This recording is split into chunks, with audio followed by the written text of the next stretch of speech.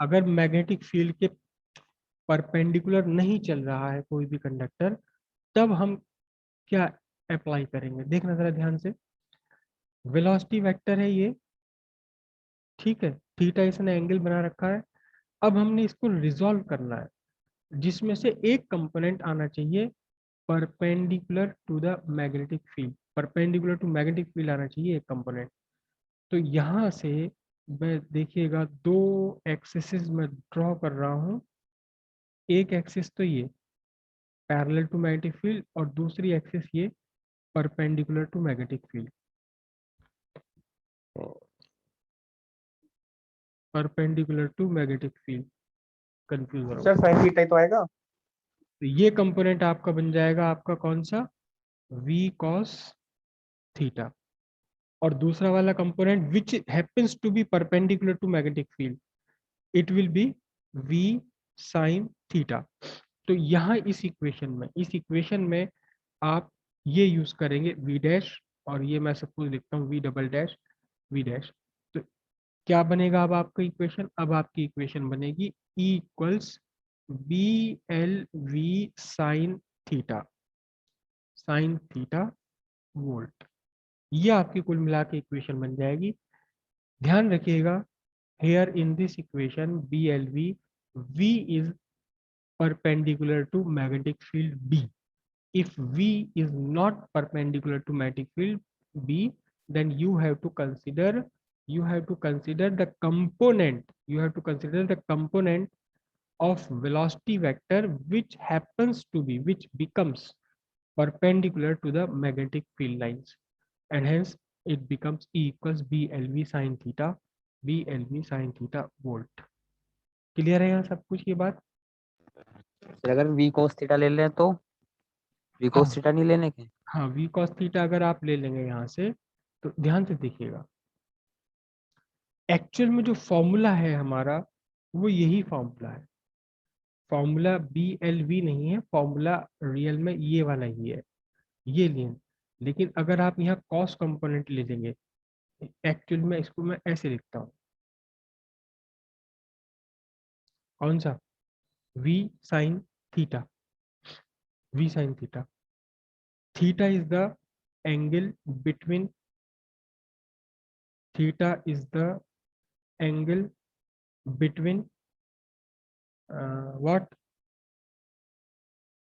magnetic field vector, magnetic field vector and uh,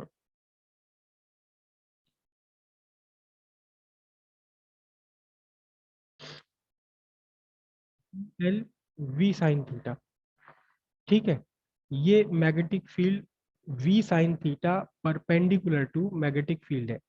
V sin theta is perpendicular to B vector, ये पूरा V sin theta vector is perpendicular to B vector, ठीक है। अब आप imagine करो कि कोई कंडक्टर चलने लगे मैग्नेटिक फील्ड की ही डायरेक्शन में चलने लगे। जैसे ये वाला कंडक्टर है, ये कंडक्टर है मेरा, इसमें यहाँ ये कंडक्टर ऐसे मूव करने लगे मैग्नेटिक फील्ड की डायरेक्शन में, magnetic field is perpendicularly into the plane, और ये कंडक्टर भी ऐसे ही मूव करने लगे इनटू द प्लेन या out of plane parallel to the magnetic field line चलने लगे। तो फिर इसकी वेलोसिटी का जो कंपोनेंट है perpendicular to magnetic field, E equals B L V, B L V कौन सा होगा, the component of magnetic field perpend, या B L V sine theta, basic formula यही है। अब देखना जरा ध्यान से, E equals B L V, और आप कह रहे हैं कि इसमें कॉस कंपोनेंट में ले लूँ, ठीक है। मैंने वेलोसिटी का कौन सा कंपोनेंट ले लिया, कॉस कंपोनेंट ले लिया, वी कॉस थीटा। अब ध्यान से देखना जरा, अब ध्यान से देखना,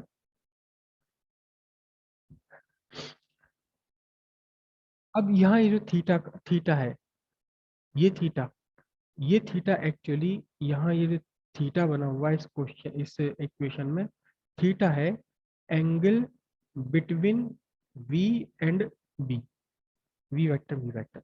अब जरा देखना ध्यान से, v cos थीटा पूरा एक वेलोसिटी है, v cos थीटा और मैग्नेटिक फील्ड के बीच में कितना एंगल बन रहा है, देखना जरा ध्यान से। ये वी कॉस थीटा है और यही आपका मैग्नेटिक फील्ड है। वी कॉस थीटा और मैग्नेटिक फील्ड के बीच में कितना एंगल बन रहा है बोलो? एंगल बन रहा है 0। तो अब इंड्यूस डीएमएफ कितना हो जाएगा आपका? इंड्यूस डीएमएफ भी 0 रह जाएगा। बहुत ध्यान से समझना, ध्यान से समझना। B L V sine theta, basic formula यही है। ये फॉर्मूला हमारा निकल कर आ गया बेसिक साइन। अब साइन थीटा क्या है? Sine theta is the angle between velocity vector and magnetic field vector.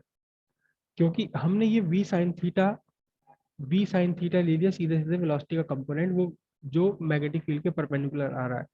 अब आप कह रहे हैं कि v ना लेकर के वेलोसिटी का कॉस कंपोनेंट ले लें। ठीक है, वेलोसिटी का कॉस कंपोनेंट ले लिया, तो फिर अब इस वेलोसिटी वेक्टर, इस v वेलोसिटी वेक्टर यानी v डबल डैश और मैग्नेटिक फील्ड के बीच कितना एंगल है? मैं इसको इस तरह से लिखूं, इसे लिखूं E is equal to B L V double dash sine theta. तो अब जरा ध्यान से आप देखिए, v डबल डैश और साइन थीटा के बीच में कितना एंगल है?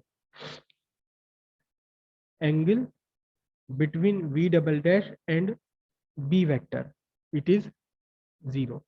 तो E इज इक्वल टू कितना हो जाएगा? E इज इक्वल टू हो जाएगा B L V double dash sine 0 is equal to 0। तो कोई भी कंपोनेंट जो मैग्नेटिक फील्ड के पैरेलल है, मैग्नेटिक फील्ड के पैरेलल कंपोनेंट से कोई भी ईएमएफ इंड्यूस नहीं होता। फिर से देखिए ध्यान सर से, आप समझिए, समझ लीजिए मैं अभी। तो ये कह रहा था कि हाँ, वी साइन थीटा लिया आपने, तो वी साइन थीटा को हटा के वी कोस थीटा ही रख दें अगर। नहीं, क्यों रख दोगे आप? वी कॉस थीटा क्यों रख दोगे? ध्यान से देखिए, ध्यान से फिर से इस बात को समझिए, वी कॉस थीटा हम क्यों नहीं रख सकते? This v is the velocity vector, component of velocity vector perpendicular to magnetic field। अगर इस v की जगह मैं v cos थीटा लिख देता हूं, तो फिर ये जो v cos थीटा यहां मैं लिखूंगा, it is not perpendicular to magnetic field vector, it is instead parallel to magnetic field vector. वो मैं यहाँ लिख ही नहीं सकता। इस पूरे क्वेश्चन में, इस पूरे क्वेश्चन में याद कीजिए, जब हमने यहाँ वो इलेक्ट्रॉन पर फोर्स निकाली थी, इलेक्ट्रॉन पर फोर्स निकाली थी Q we B sine theta, वहां थीटा 90 डिग्री ले लिया था। Magnetic field vector and velocity vector के बीच का बना हुआ एंगल। तो ये एक्चुअली वी है वो जो मैग्नेटिक फील्ड वेक्टर के परपेंडिकुलर हो। फॉर्मूले में ही हमने परपेंडिकुलर लिया हुआ है, तो हम इसकी जगह पैरेलल वाला कंपोनेंट सब्स्टिट्यूट नहीं कर सकते यहाँ। सब्स्टिट्यूट ही नहीं कर सकते क्योंकि ये v है ही वो। ये फॉर्मूला आपका कब एप्लीकेबल है? It's this equation is applicable only when v is perpendicular to v vector is perpendicular to v vector. अगर velocity vector magnetic field vector के परपेंडिकुलर नहीं है, velocity vector magnetic field perpendicular के नहीं है, तो फिर ये फॉर्मूला एप्लीकेबल नहीं है। फॉर्मूला क्या है? फॉर्मूला, बेसिक फॉर्मूला ये है B L V sine theta. याद करो उसी इक्वेशन में जब हमने इलेक्ट्रॉन पर फोर्स निकाली थी, वहां वहां आपका ये तो मोशन है और ये मैग्नेटिक फील्ड है, दोनों को भी 90 डिग्री ले रखा था। अगर हम ना लेते तो फिर लगने वाली जो फोर्स है, याद कीजिए कि लॉरेंस मैग्नेटिक फोर्स कितनी हो जाती? लॉरेंस मैग्नेटिक फोर्स का फॉर्मूला है F is equal to q v vector cross B vector. मतलब F is equal to q we B sine theta. तो एक्चुअली हम यहाँ से अगर इक्वेशन ड्राइव करते हैं अपनी, कौन सी, बी एल वी वाली, तो अपने आप ही इसके साथ में क्या आ जाता? साइन थीटा निकल करके आ जाता, साइन थीटा निकल करके आ जाता है इसमें। तो फॉर्मूले में रियल में साइन थीटा है लगा हुआ। Here sine theta, theta is the angle between velocity vector magnetic field vector.